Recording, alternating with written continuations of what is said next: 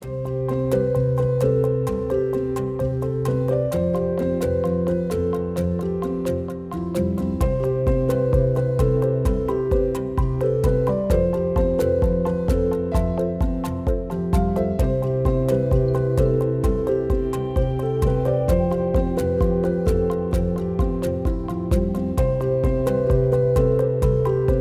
need to collaborate across sectors, and this is very challenging because of the way governments are organized, because of the way society is organized.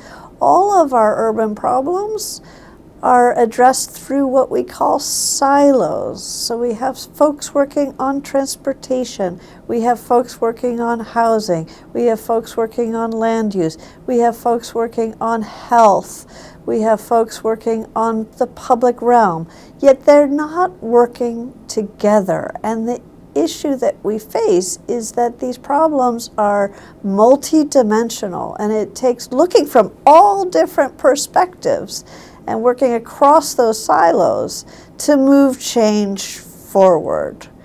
We also have challenges in terms of working across public, nonprofit, and private sectors. So the private sector has certain skills, the public sector, nonprofit sector, they have certain strengths, and often we don't build the partnerships that we need across public, private, and nonprofit sectors that will make us be able to stack our solutions and move change forward. The co-facilitators of this program are also from across sectors. Lisa Helps, former mayor of Victoria, British Columbia, is trained in philosophy, but she's a politician and an expert in housing. Numan Ashraf teaches leadership and innovation at a business school. And I'm an urban planner, and I've worked in economic development, land use, housing, transportation, and many other aspects of urban planning. We firmly believe that our cross-sectoral approach and your cross-sectoral approach are what's going to make it easier to lead urban change. Leading urban change is critical at this moment for Canada. Our cities face intractable challenges. We have the solutions in hand, but we have not figured out how to move change forward collaboratively and equitably in this country, and particularly in the great cities of this country. Canada has some of the greatest cities in the world, but we are suffering some of the most difficult challenges anywhere: congestion, housing affordability, unlivable communities, issues with the social safety net, public safety, and so forth. These are challenges that we know the solutions for, but we somehow haven't been able to move forward on. That unless and until we recognize disequilibria that exist across communities, cities, and society at large, we cannot be a great society for all. I think understanding the unmet needs of communities across cities requires perseverance. I think that there's a tenacity to meaningful education that transforms communities that is something that I'm excited about. I learn as much from the participants, the leaders, and my co-facilitators as I think program participants do. It gives me an actual meaningful sense of contribution and progress that is evidence-based. The last thing is really important, that I think we have to bring evidence to solve the problems of our time. And that's why I think this is an important, timely, bespoken leadership education initiative that I'm proud to be part of. This will be the fourth time we've delivered this course, and all of our previous learners have come with similar challenges. And together with you, the learners, with our visiting experts, with ourselves, we really unpack each of these bit by bit, and give you really practical skills and tools, and in fact, a roadmap of your project and its obstacles, and the obstacle removal strategies, and storytelling techniques, and ways to really consider equity and diversity and inclusion, and to take those back and implement your projects. The other part of what we encourage is to really take a 50-year view. Like, what is the kind of community that you're trying to create for the next 20, 30, 40, 50 years, by doing the particular intervention that you're working on right now in your workplace or in your neighborhood or in your city. There are lots of strategies that we can develop as citizens and workers and people involved in leading urban change to align with what the municipality wants to deliver, and to kind of find ways to harness the momentum of what a city might be trying to do, even within 4-year electoral cycles. I'm excited for all of these challenges that are showing up, because we know from 3 cohorts that these can be resolved. These are resolvable challenges, and they are removable obstacles.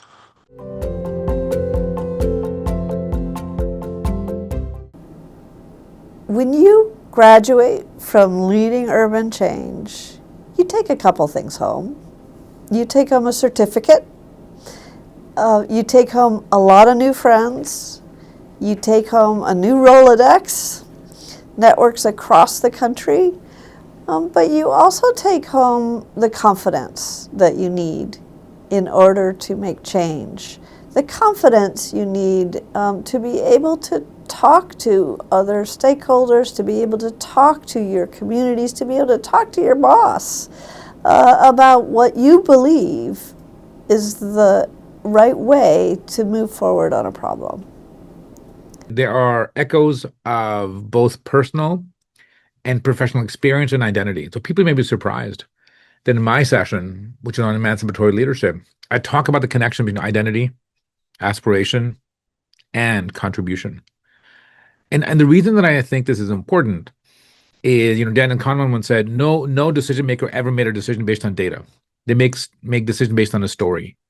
And I think owning our stories, owning our challenges, owning our frustrations, but the ways in which we have felt counted out, we have felt kind of working, across purposes or not feeling heard and seen, having the capacity to do the work collectively in person, online, concurrently, and tapping into common strategies. We've seen this, right? We've seen this across municipalities that have come together with very particular questions, but find not just inspiration, but strategic insights that they can take back to their offices and to their work. And to me, that's what this nesting of frames, nesting of ideas, nesting of approaches is really about. It's about making, our strategies not to be the best ones, but the ones that can take a little bit of tweaking, but really also actually, and it sounds a little subtle, but I want to be clear about this, listening like you're wrong.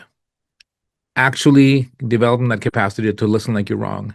You may come in with a very strong perspective on what the solution is. What we don't want is for leaders to walk away with, great ladder, wrong wall. Look at all the different walls that are there against which you can put different ladders on, and hopefully do that as a collective. The cohort, the peer-based learning approach is super valuable.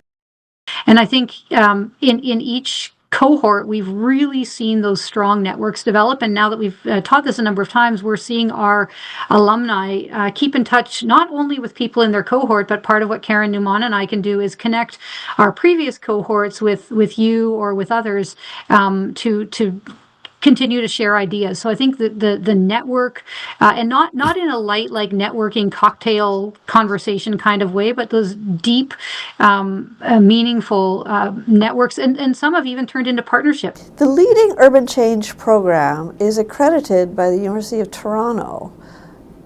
For participating in the program, you'll receive a certificate of completion. The School of Cities went through an entire process with the Faculty of Arts and Science in order to ensure that this program was accredited and certified. So when you graduate from the program, you'll earn a certificate that will say the University of Toronto on it.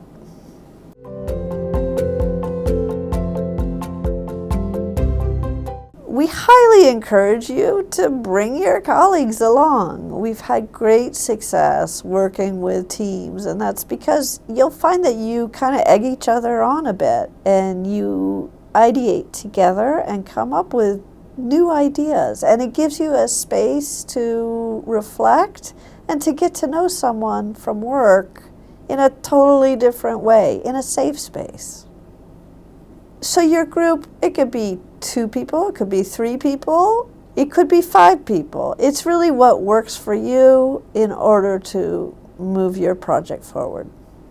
Some people will come alone, and while there are, I think the people who've come in pairs or threesomes or foursomes see a deep benefit.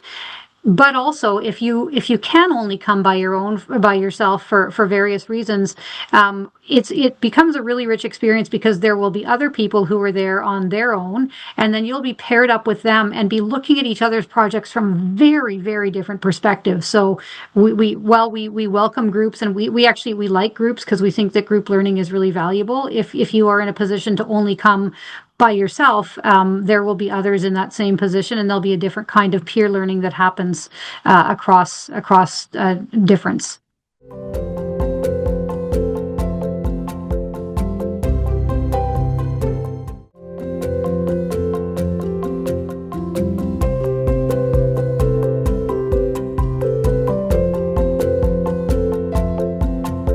Leading urban change is important right now because we're running into a head. The systems that we have trusted and worked within for decades no longer work with Canada and with Canadians and the needs that we have today in our population. We really need to change the way that we look at things and change the way that we get back to the expectations that we have for Canada. It gives you insights into the methods that people utilize in different sectors. From city planners to CEOs, everybody's focused on the same problem, and they bring together their shared experiences and perceptions to hash out what it looks like so that we can get a good view. I'm flown 3,000 kilometers to come in for this course. It's great to come here for 2 days and interact and connect, and then go back and maintain those relationships over the next 6 weeks remotely so that we can continue the work and continue breaking down some of those barriers. It's great to be involved in a program where the professors are as passionate as the students about how we can make an impact and giving us the tools so that we have a clear path forward in addressing those problems. What excites me most about this program is getting in a room with a group of professionals that are all passionate about making a change that we see as needed. It's a solution-focused workshop. It's teaming, not teamwork. We all take responsibility for the change that we want to see.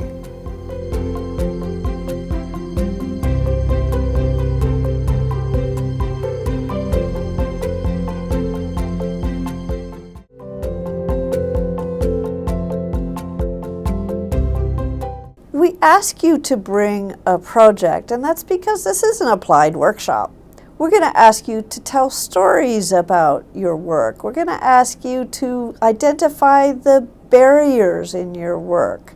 And so that means you'll need to have some sort of example in mind, some sort of project to work through with us. Now, that said, it doesn't have to be something you're working on this week. You can bring in a past project. You can bring in a future project. You can bring in one project and change your mind on day one and work on something else. The point here, though, is that you're thinking in the concrete, that you have real steps that you can identify and real problems on the ground that each have some solution we can help you find. There's two answers to this. Yes, in general, we encourage you to come with a project or challenge or something tangible and concrete that you're working on. However, actually, Jordan's story is an interesting one. He and one of his colleagues, two of them came from a Fort St. John Association for Community Living. So their organization sent both of them to work on a specific project, housing for healthcare workers.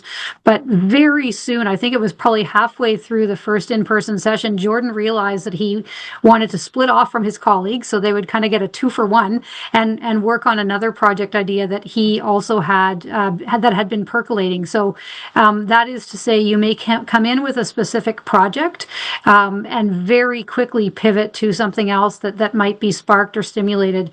The in-person session won't work as well if you don't have something tangible and concrete to work on. There's a lot of kind of soft skills and tools and specific work on a specific project. But that doesn't mean if you come in with one idea, you can't quickly pivot to something else you want to explore.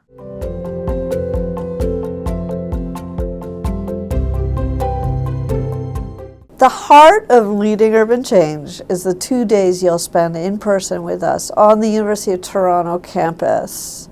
We do these in-person days for a specific reason. We believe that innovation and learning happens best face-to-face. And not only that, in those face-to-face moments, you build the trust and the relationships that you'll carry with you long after the program has ended. We firmly believe that innovation and leading urban change happens in person. So you're going to develop the skills and the confidence to push change forward regardless of who you're working with.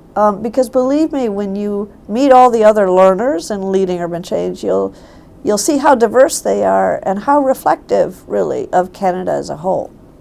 The 2 in-person days are really where the magic happens. And people left after 2 whole days together with a deeper understanding of their project, with a deeper understanding of the obstacles they're facing, with a deeper understanding of how to remove those, as I've already said. But equally importantly, with a national network of people who are also enrolled in this course who have similar challenges and opportunities that they're facing. The collaboration and the co-learning that happens, it's really fantastic and exhilarating. And it's my experience that sometimes our harshest critic is ourself. And actually co-creating a space where there's high psychological safety and high accountability to put things out there that are not fully fleshed out in our minds, to prototype in real time, to get actual feedback, and then to present can give us what I think is the most important skill in leadership today, and that's creative confidence, right? The confidence to try something and to see it not through to fruition, but to something that people can latch on to, give you feedback on, and respond to. And I think that's something not to be undervalued. The in-person sessions give you built-in deadlines, and you have to produce. You have to answer the questions that we're going to put to you. And that means that you'll walk away from those in-person days with concrete products that then you can build into your final presentation using the workbook that we'll give you.